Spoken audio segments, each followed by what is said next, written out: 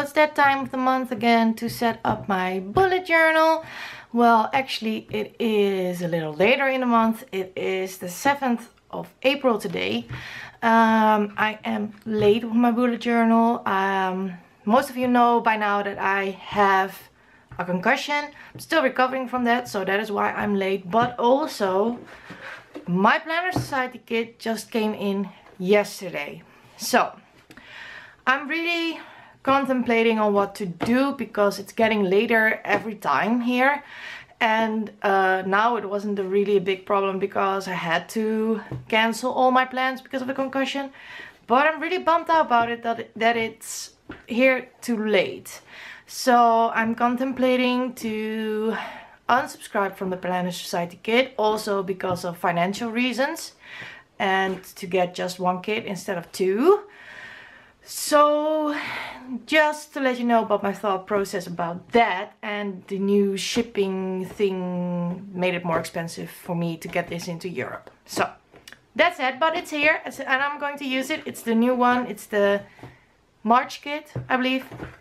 I'm going to use this, but first I'm going to flip you through last month on my bullet journal. So this was last month. I will leave the video in the eye for you where you can see the process of this month, because the Planner Society kit was also late that month, so I used the Reset Girl collection, which I really liked. So there was like a lucky thing with an unlucky thing. So this is how it looks, all filled in.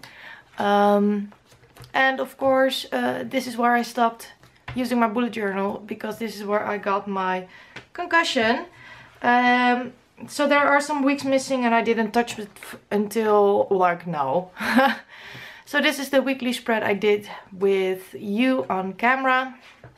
This is the week after that. I also did this on camera. I will leave an eye to that video too. I did that with a lovely surprise sticker kit. Still loving this kit. If you want to get a subscription on this amazing kit, I will leave a link for you down below. I still love it. But you can check that video out. I will leave it in the eye. Then, this is the week where I got a concussion. So, I did use the new washi tape from the kit that was too late, and I did do some lettering on the couch because I got crazy, guys. I had to do something. I also used these adorable stickers from the surprise kit.